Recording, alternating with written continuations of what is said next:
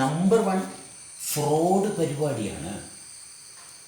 ഏറ്റവും വലിയ ക്ലാസിക്കൽ ഫ്രോഡാണ് വിശ്വാസം, മതവിശ്വാസം. ഏറ്റവും വലിയ ക്ലാസിക്കൽ.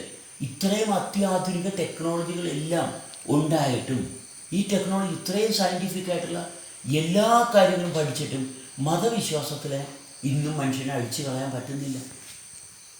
അതാണ് സയൻസ് പരാജയമാണ്. സയൻസ് പരാജയമാണ്.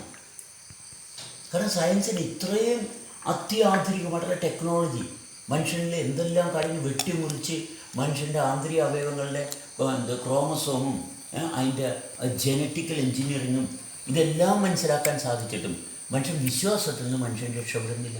ഈ സയൻസിൻ്റെ കാര്യം ഇത്രയും ലോജിക്കലായിട്ട് കാര്യങ്ങൾ പറയുന്നവന് പോലും അവനും അറിയത്തില്ല, അവനും വിശ്വാസത്തിലാണ് നിൽക്കുന്നത്. ഒരു സംശയവും വേണ്ട.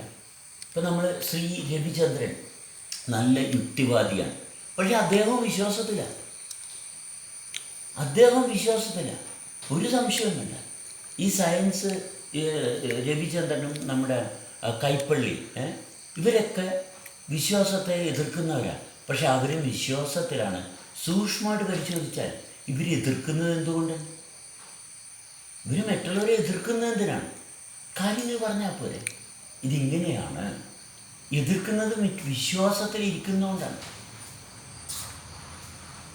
എല്ലാവരും വിശ്വാസത്തിലാണ് ട്രാക്ഡ് ആകുന്നത്. കാരണം ശരീരത്തെ വൃത്തിയായിട്ട്, ശരീരത്തിൻ്റെ പ്രവർത്തനം എങ്ങനെയാണ് അത് ബോധപൂർവം